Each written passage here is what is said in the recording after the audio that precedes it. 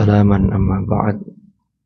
Para jamaah Masjid Miftahul Jannah rahimakumullah. Alhamdulillahirabbil alamin. Kita pagi ini memasuki Ramadan yang ke-11 dan kita awali dengan hal-hal yang baik.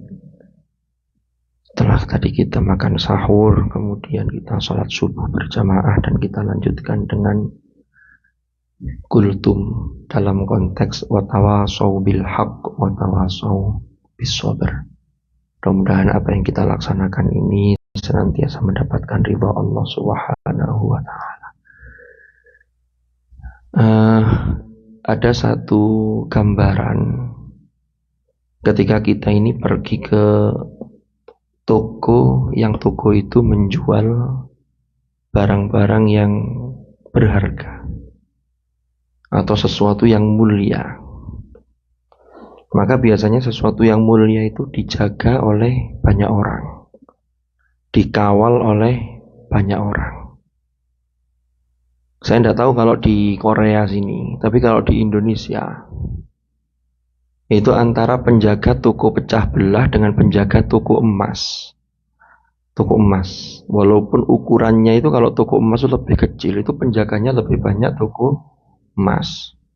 Sudah gitu ada security-nya lagi. Kenapa? Karena yang dijual itu adalah barang yang berharga. Lalu yang kedua, sesuatu yang berharga itu menghitungnya itu mulai dari satuan yang terkecil. Panjenengan kalau beli emas, umpama belikan keluarga, belikan istri, itu tidak ada kita ke toko emas lalu kemudian berapa ini 1, atau 5, sekian gram, bahkan 0, sekian itu dihitung. Kita tidak bisa mengatakan kemudian kalau wong 0, wis bonus. Tidak bisa, ini ada hitungannya.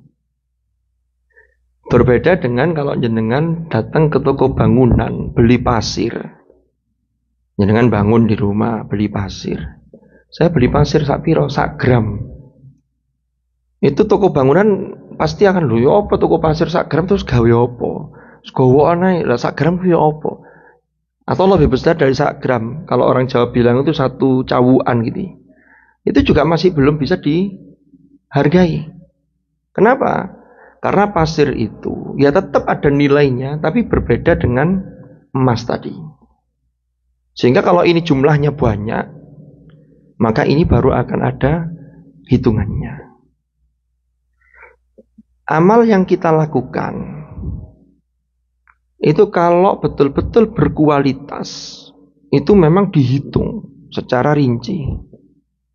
Tapi kalau biasa-biasa, maka bagaimana kita ini memperbanyak kuantitasnya, tapi dengan tetap mengupgrade, berusaha terus meningkatkan kualitas. Nah, kembali ke contoh yang tadi.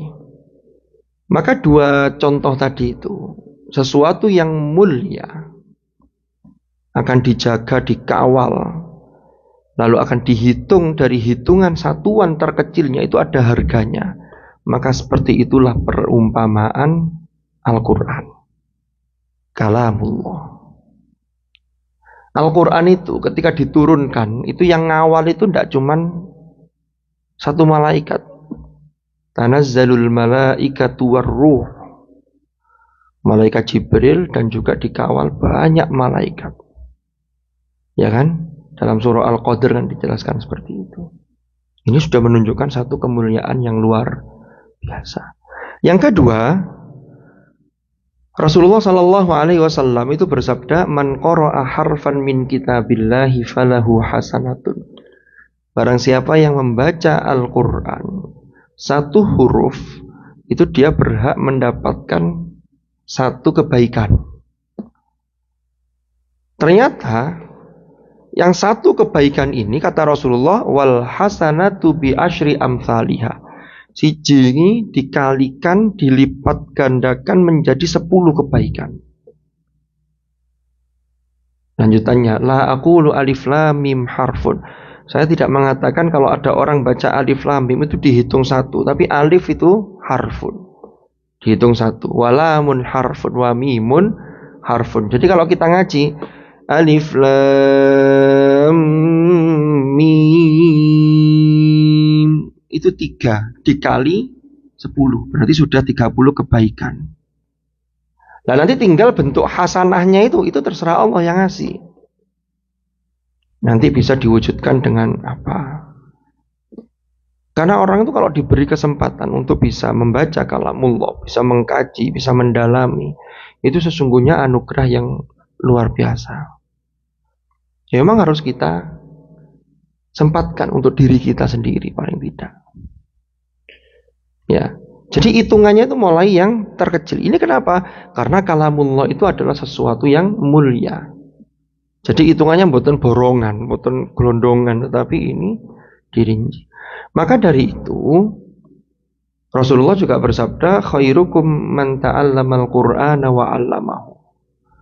Sebaik-baik kalian itu adalah orang yang belajar Al-Qur'an dan mengajarkannya. Saya dalam 2 hari atau 3 hari di sini, 2 hari ya, masuk 3 hari. Itu yang tadarus di sini, alhamdulillah ini sesungguhnya bacaannya itu sudah bagus ini. Jadi panjang pendeknya rata. Kenapa itu kok perlu kita perhatikan? Ya karena dia bacaan yang mulia, sehingga dijaga dari segala sisi. Apalagi Al-Quran itu adalah kitab yang diturunkan oleh Allah, yang berlaku hingga akhir zaman. Makanya itu terjaga. Orang yang tidak bisa, dia punya kewajiban untuk belajar. Kalau sudah bisa, maka punya kewajiban untuk semakin dekat membacanya, memahami isi kandungannya, terus begitu. Ya. Makanya terkait dengan Al-Quran, tidak ada satu kitab suci pun di dunia ini yang betul-betul diperhatikan cara bacanya.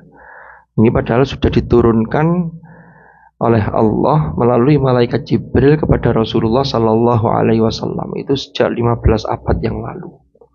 Tapi sampai sekarang masih terjaga. Banyak sekali contoh-contoh ketika orang membaca Al-Quran tapi sesungguhnya kurang tepat. Contoh kecil saja. Ini yang perlu kita perhatikan juga ya, itu urusan berhenti atau sambung. Ada orang itu baca, walaupun suaranya enak, tapi kalau tidak konsisten, ini berhenti apa lanjut? Maka ini, kalau menurut penjelasan Sayyidina Ali karramallahu wajhah, itu belum disebut orang itu membaca dengan tartil. Bismillahirrahmanirrahim. Alhamdulillahi rabbil alamin arrahmanirrahim maliki yaumiddin. Koyok-koyoke wis bener. Padahal kurang tepat. Jadi salah satu yang harus kita perhatikan itu aturannya, kalau berhenti itu harus ambil nafas. Kalau sambung itu tidak boleh ambil nafas. Sehingga kalau berhenti ya harus ambil nafas, dan itu menggunakan cara mewakofkan yang benar. Tapi kalau disambung berarti tidak boleh ambil nafas dan harokatnya harus dibaca. Kan kita baca bismillah lalu masuk ke alhamdulillah. Itu kalau disambung jadinya mi-nya harus dibaca. Bismillahirrahmanirrahim. Alhamdulillahi rabbil alamin. Bukan Bismillahirrahmanirrahim alhamdu, bukan. Bukan juga Bismillahirrahmanirrahim alhamdu, bukan. Jadi mi-nya dibaca, lalu hamzahnya, a-nya itu tidak terbaca tapi langsung masuk ke lamnya. Itu nanti lebih lanjut namanya hamzah wasol. Ar-Rahmanir-Rahim Maliki Yaumiddin. Loh, terus antara menyambung dengan berhenti itu ukuran panjangnya juga jadi beda. Bismillahirrahmanirrahim. Harus ambil nafas. Alhamdulillahi rabbil alamin. Tapi kalau disambung kembali ukurannya menjadi 2 harokat. Bismillahirrahmanirrahim. Alhamdulillahi rabbil alamin arrahmanirrahim. Loh, ini contoh-contoh kecil begitu itu harus kita perhatikan. Karena kata Sayyidina Ali karramallahu wajhah, kan di dalam Al-Quran itu ada perintah warattilil Qur'ana tartila. Tartilkanlah Al-Quran itu dengan tartil yang sungguh-sungguh. Ditanya oleh sahabat yang lain, apa sih tartil itu? Kata beliau, tajwidul huruf wa ma'rifatul wuhuf. Jadi tartil itu adalah memperbagus huruf. Huruf itu nanti dirinci lagi. Ada namanya haknya huruf, ada namanya mustahaknya huruf. Ya, wa ma'rifatul wuquf, dan tahu berhentinya di mana. Karena kalau beda pemberhentian itu maknanya boleh jadi kadang-kadang juga beda. Kenapa kok sampai diperhatikan begitu? Ya karena Quran itu kalam yang mulia gitu. Sehingga kita ini kalau ingin menjadi hamba-hamba Allah yang mulia, maka kita juga harus mendekat kepada zat yang mulia melalui kalamnya yang mulia, yaitu Al-Quranul Karim. Nah, nanti langkah-langkahnya seperti apa dulu runtutannya dan seterusnya, insya Allah akan kita kupas pada episode-episode yang akan datang. Allahu a'lam bishawab. Mudah-mudahan manfaat, mudah-mudahan barakah. Al-Fatihah.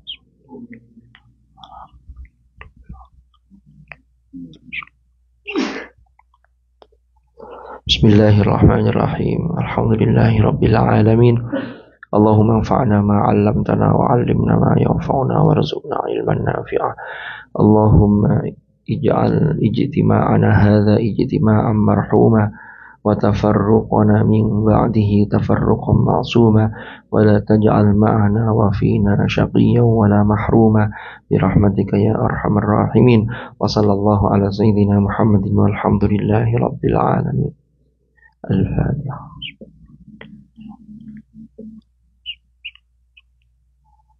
Subhanakallahumma bihamdika asyhadu an la ilaha illa anta astaghfiruka wa atubu ilaik.